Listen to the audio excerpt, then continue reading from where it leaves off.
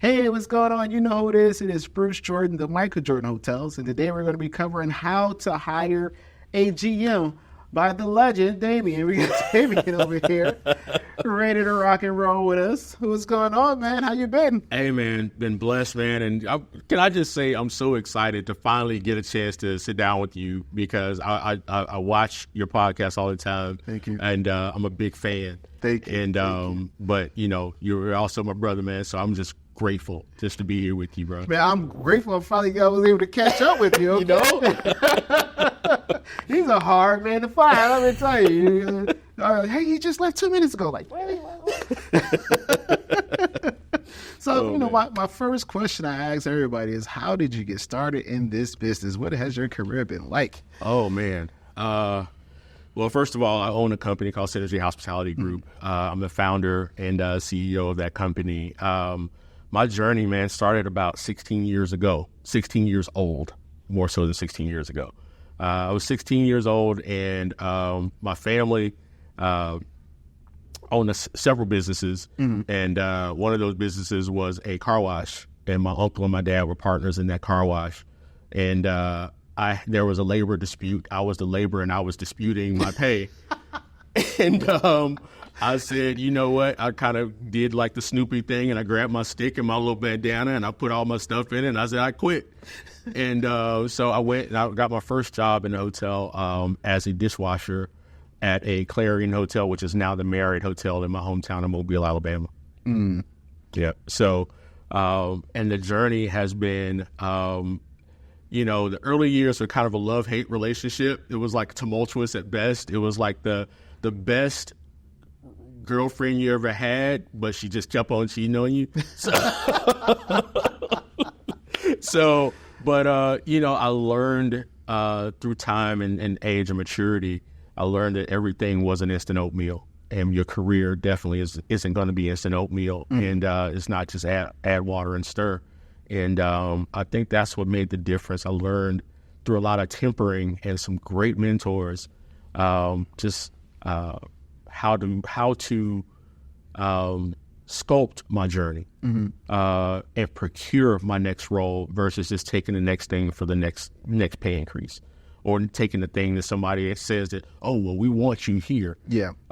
You're fulfilling their need more so than your need. So I started procuring my own career and basically took the compass in my own hand and took control of my destiny. And I don't know if I'm still trying to figure out what I want to be when I grow up, but hospitality has taken me from my first full service hotel, which was with Weingarten and Hammonds in Birmingham, Alabama. I was a part of their opening team. You interviewed my AGM at the time, who was Charles Oswald. Chuck, if you see this, you know I'm telling the truth. So go ahead and add your thing to the comments, baby. But no, man, look, I have been so blessed. Kerry Ranson was one of my GMs in my journey. Yeah, man, I've been so blessed to have so many amazing humans along my path that have sown into me. And, I think that's what the hospitality journey is. It's when you realize that 25, 27, whatever, I don't even know how many years anymore. But when you realize that all of those experiences have summed up into one body of work, and that's what you're known for. And now I'm doing, I'm a hotel owner, I own a management company, and my wife is my business partner, and all that stuff happening like all at once. And, it just kind of gives you a different kind of confidence because I'm able to just say, hey, pick up the phone and call Kerry. Hey, pick up the phone and call Charles. And, I'm a smaller company. Greg Ford, who's over Island Hospitality, we worked together when he was at Marriott and I was at WHI. So, Wow. So I just, I'm not just name dropping, but these guys are actual friends and not just colleagues, but friends. And I respect the heck out of them. And they have helped shape me to want to continue in this journey, man. So it's I am the sum of all the people that have taken the time to invest in me. Nice, nice. One thing that you're really known in the industry for is being extremely bright. Like, is that something just that you picked up from, the car wash, or is it just something that you developed along the way? I mean, when you say bright, like a personality, or you can see things that other people just can't see, and you hit it right on the money. Like, I think the early in my career, especially when I was becoming a general manager, or when I got my first general manager gigs. I never got great hotels. I know the feeling. It was like I would see people that would get these amazing hotels, and they're like 90% GSS, and they're rocking it on the RevPAR index, and they're like 219% RevPAR index, and they're flowing like 80% to the bottom line, and you're looking at them like, why I got to go to the hood? Why do I have to go to Eufaula, Alabama? Which I'm from the state of Alabama, so I love Eufaula, by the way.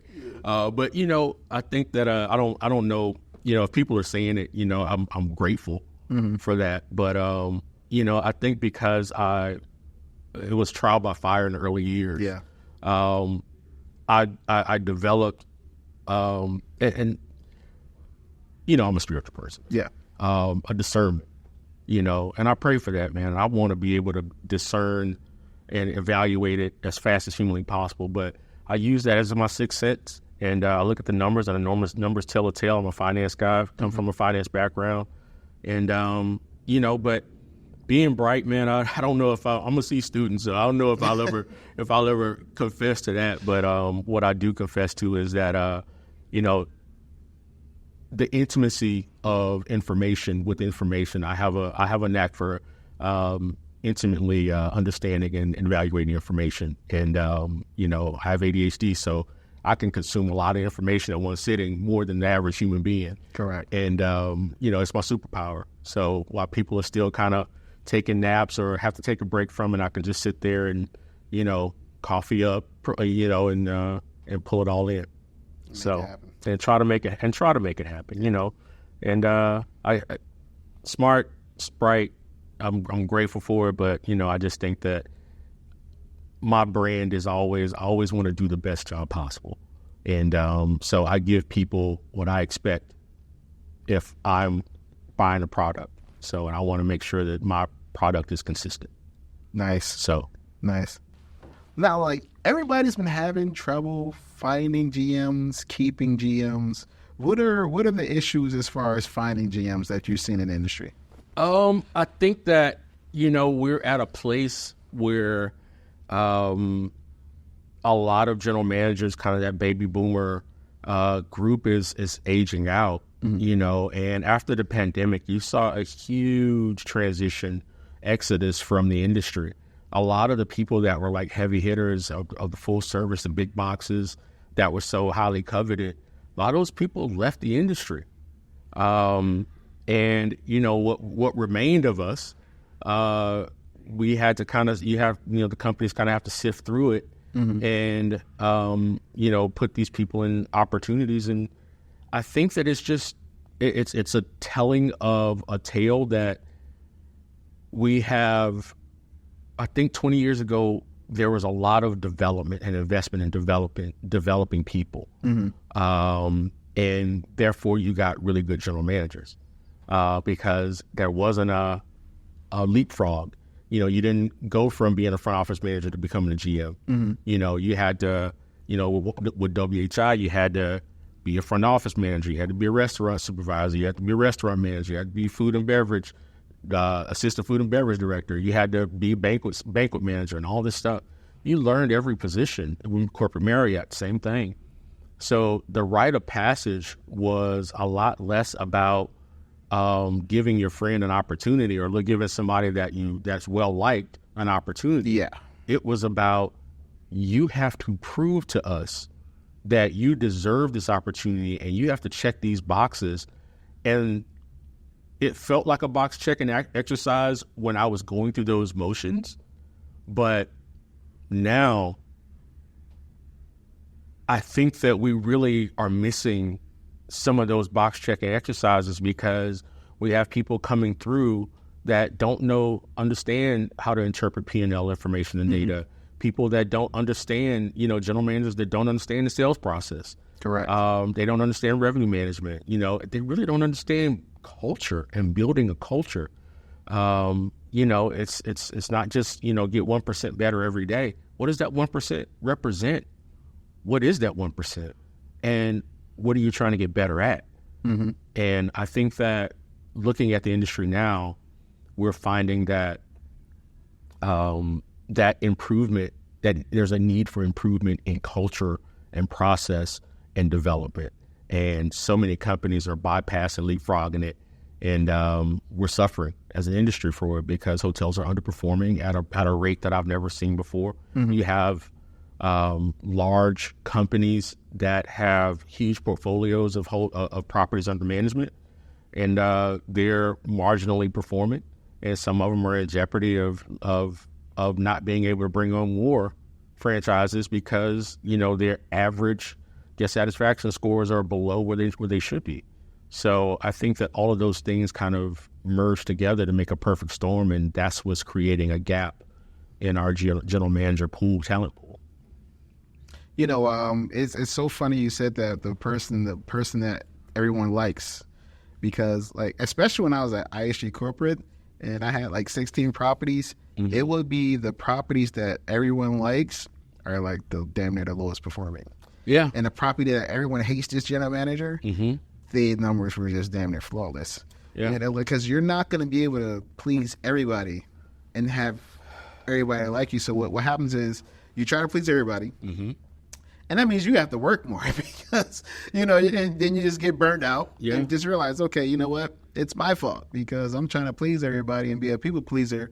Meanwhile, there's still an objective that we have to accomplish, which making sure this hotel is successful. And a lot of times the two, you can't do both at the same time all the time, And I love that because you're absolutely right. In the book, 7 Habits of Highly Effective People, mm-hmm. one of the first habits is begin with the end in mind. Mm-hmm. So you have to start the way that you want to finish. Mm-hmm. And I think that people that want to come in and be everybody's friend and be liked, it's not a popularity contest. Mm-mm. You have to make some of the most critical business decisions at this level that you'll ever make in your life. You won't even make these types of decisions for yourself. That's in your right. personal life, but you're making them on behalf of ownership in your management company. And so I think that what happens is people want to hit the easy button because they don't want to work as hard. I've recently, had some people that I've interacted with, and, one gentleman, I'm not an ageist, but one gentleman wasn't that old. Mm-hmm. He was actually a little bit younger than me. I'm 45. And everything that came out of his mouth, and I was doing a consultation for another company. And it's funny because I own a management company, and a company hires me to come and do a consultation for their management company or for one of their managers, one of their sites. And I found it, flattering. But so this guy all he wanted to do was go home and go to softball games for his kids on Wednesdays and Thursdays. And regardless of what happened in the hotel, he wanted to go and spend that quality time with his kids. And I'm a family guy, mm-hmm. But I also work. My career provided the comfort that my family appreciated and needed. So there is always going to be a balance. There's some things that I'm going to be able to get to. If I can make the recital, I'm going to make it. But, neither one of my sons are currently pursuing a career in symphonic orchestra and symphony orchestra. So, as the fourth grade, kazoo concert probably wasn't the most important thing, but it means everything to them, and I get that. And I'm a parent and I'm a husband, but I also understand that, if the biblical principle is that if he can trust you with a little, God can trust you with a lot. Mm-hmm. And that statement kind of goes true because when a person's only objective is to please themselves and not to serve, then you should not be in a service forward role. Correct. And you should not be the person responsible for inspiring people on the front lines of service. And leadership is sacrifice. There's no way you're going to get everything. You don't get to this level by getting everything you want all the time. No. All right, just to let you know. Look, I like cake and ice cream, but the way that my blood pressure set up, I probably can't eat cake and ice cream at the same time. That's right. That's right. You start getting a little bit older, you start looking at different numbers. You know what I'm saying? It's not the account. It's like my blood pressure, my glucose. So, but I mean, you can't have your cake and eat it too sometimes, and sometimes. I make it to the stuff that I can make it to, and even owning your own company now, right? I'm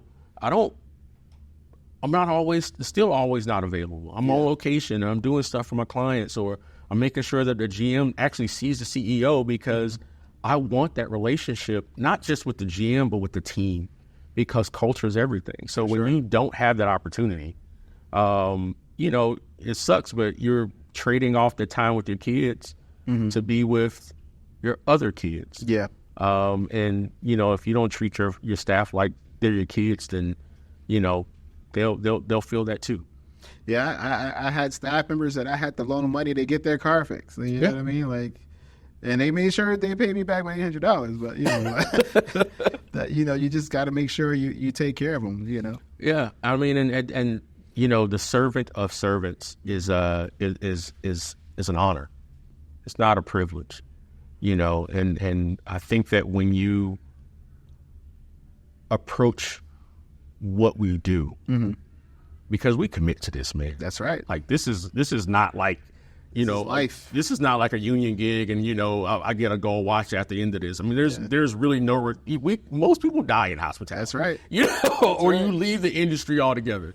It's not like it used to be. So, and it hadn't been that way for a while. Mm-hmm. So you have to want to be a servant, and you have to have a heart of service. And I think that's also changing culturally, across the planet. Mm-hmm. Service is changing. The way that service looks, the word service has such a negative connotation to it. And I think that when you want to attract people to the industry, it's going to require people like me, people like you, and some of the people in this conference that we're here at, being a little bit more vulnerable, being a lot more transparent, because that transparency makes you human. That humanity makes people want to be around you. Correct. So like, what are maybe 5 key things that you're looking for when you're hiring a general manager? Have their own teeth. I'm just joking. No. Look, I think one thing is character. Mm-hmm. Like, I look for like how they've served their community. Mm-hmm. I do a lot of stuff. I mean, I live in the Atlanta metropolitan area, specifically in Gwinnett County. But I not only serve the area that I live in, I serve my hometown, my city. Mm-hmm. And I try to do, anytime I can do something for the community, I do it. So I want to see people that actually, in their resume and in casual conversation with them. So bullet point number 1 is I want to see the things that develop character and a servant's heart. The second thing is I want to know that they know how to break down the P&L, how to understand the numbers. So I normally send them a mock P&L or something, or a previous P&L for the property that they're looking at. And, and I ask them to, tell me what's wrong. Mm-hmm. Go through it line by line. I'll give them the manager statement, not the operator statement, not the owner statement. But tell me what's wrong. Tell me what you see, because the numbers tell a story. That's right. Look at the guest satisfaction. So the first thing is, obviously, I want to understand their character, so I'm looking for things that they do outside of just their role. The second thing is I want to understand that they have the acumen to do the job, so P&L is a big part of it. Third, I normally, in the process of evaluating the P&L, I get a sample of their writing ability, their writing skills. So they have to be able to write, to communicate orally and in written to me what they saw. Mm-hmm. So, are they doing, comma splices? I am a comma splice king. I use too many commas all the time. Mm-hmm. But, my wife, she's a journalism journalism, man, so English major. So you got it hard. So she redacts most of my written statements. She sure does. The only thing she doesn't censor is my Facebook posts, and thank God that I have that she still looks at them and she'll shoot me a text message. You need to change this. So and I need it. I need to be corrected. So that's number 2 is the written piece. So 1 is going to be character, so things that they do outside of the job. 2 is going to be the P&L evaluation, financial. So 3 is going to be a written, how they communicate in writing. 4 is going to be how they communicate the information and data that they identified orally. And number 5 is I want to also understand who they work for and what their past employers and employees think of them. So I like to, nobody's going to give you bad references, but you've been doing this long enough. I've been doing this long enough. I've had, managed a lot of hotels. I've been an RVP. I've stepped and fetched, and I've covered a couple of hurdles. So I know people, people. And if I see a hotel on their resume and it connects some dots for me, then I'll reach out to some people, which we're not supposed to.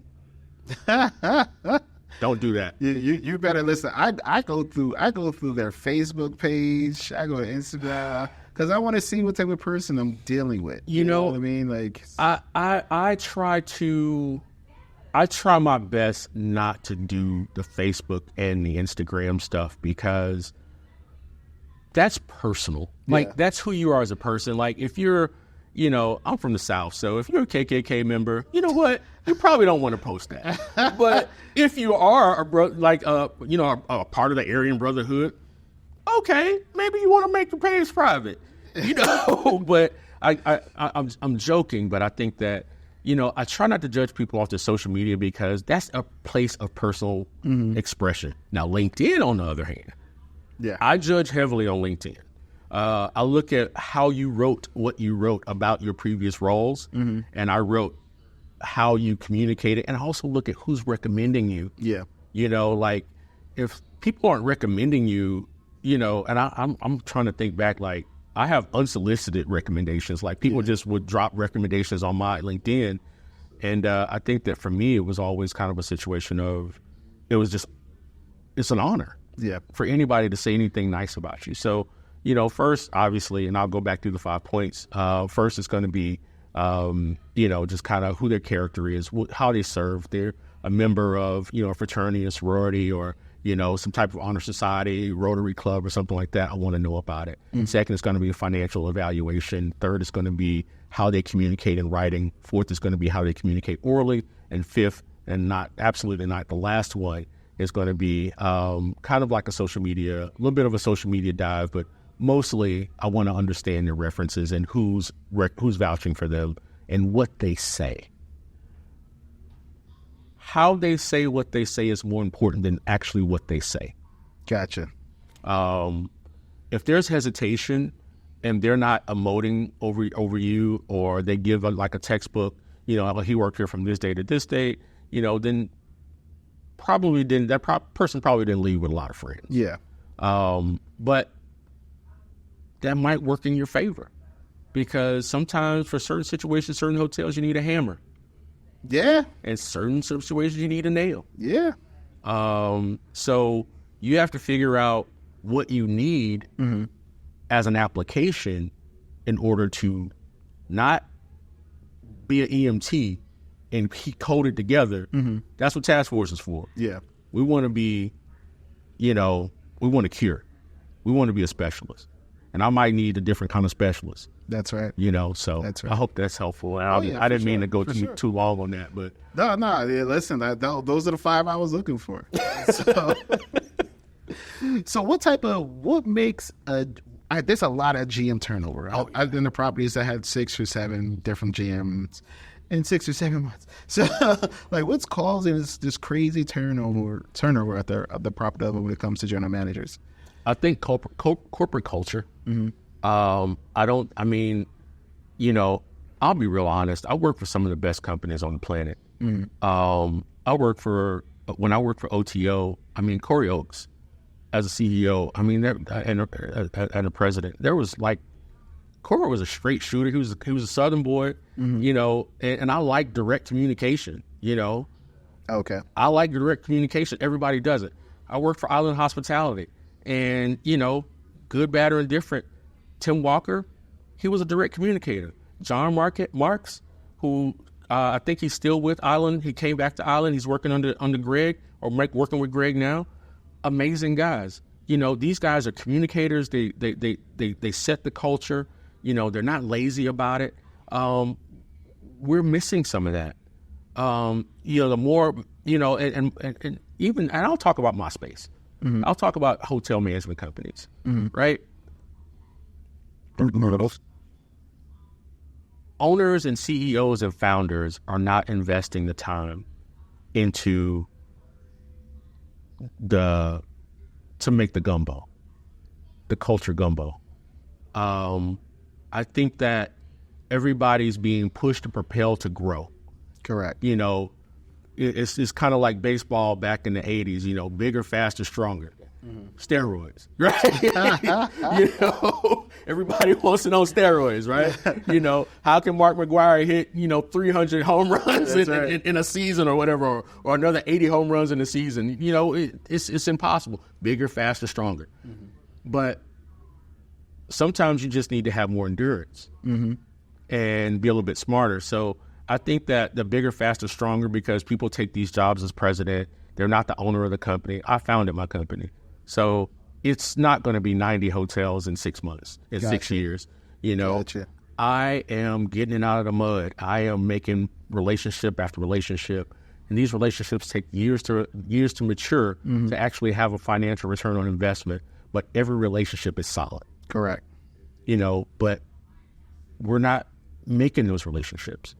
And it shows, and it permeates down from the top through the leadership at the regional level, at the executive vice president level, down to the GM level. And the GMs care just as much about the company as their next paycheck. And if your GM feels that way, then your team members are going to feel that way. So who is responsible for culture? And when people say, well, HR is responsible for mitigating liability. Correct. Correct. They are not the ambassadors for the company. Yeah. Look, good, bad, or indifferent, Cesar Ritz, he had a thing about culture. Bill Marriott, God rest his soul, had an amazing thing about culture. Conrad Hilton was a culture beacon for his companies. You can't replace those people, but you can emulate some of the things that made them great.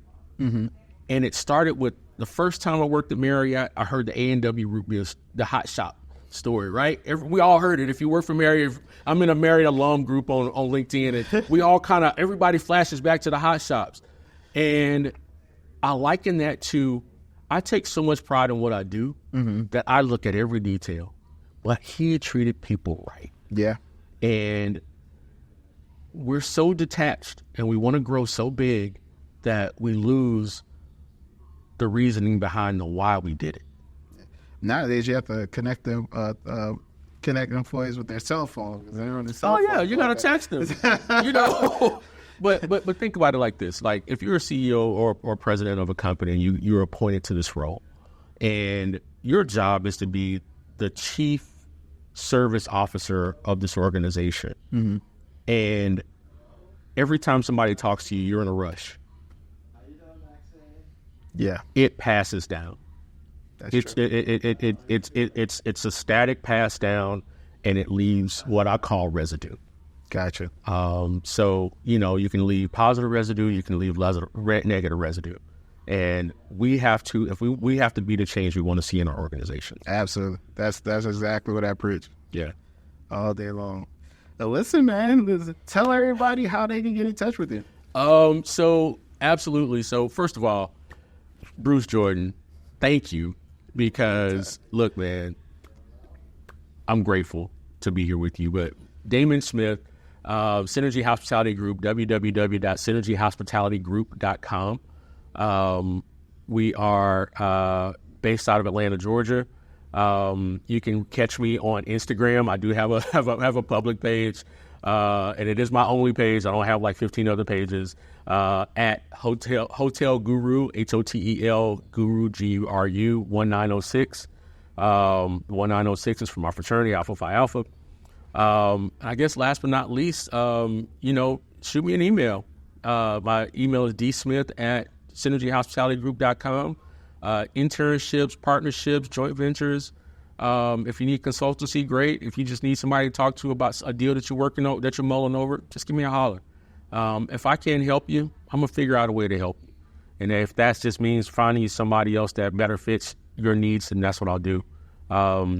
This business is cyclical, but it's also relationships. So I want to make sure that I'm always putting people like Bruce in the game, the way that people like Amari Head put me in the game, Davon Reeves put me in the game, Kendra Plummer put me in the game.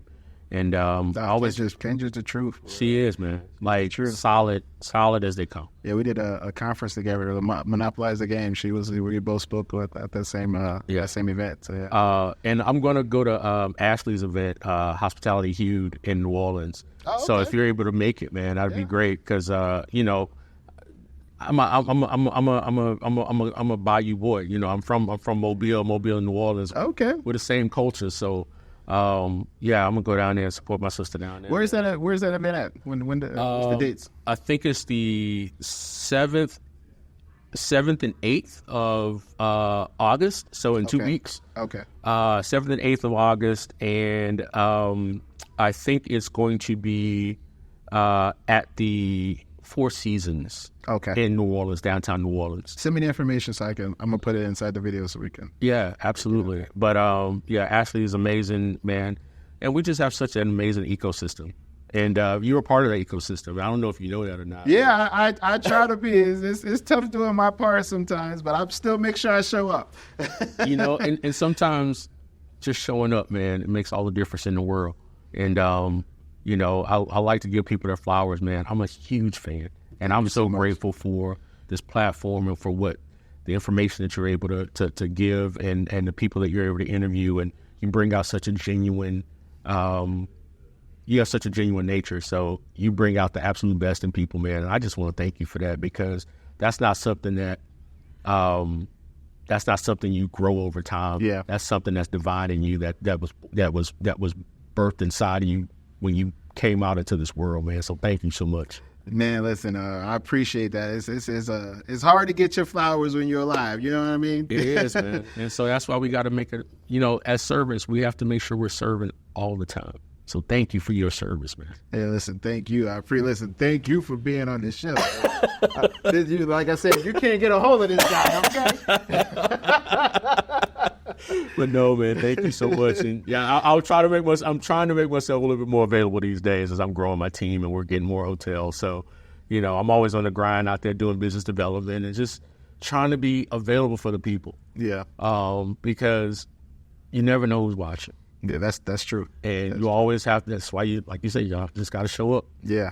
So I'm gonna do my part at showing up. All right, man. Next time I have to show up in his garage. I'm set up. Let's record. We're ready. Your wife said it was okay. He'll help me remodel a Mustang the next episode. And of course, we wanted to thank you guys for tuning in and watching. And that's it for this episode. My name is Bruce Jordan, the Michael Jordan Hotel, signing out.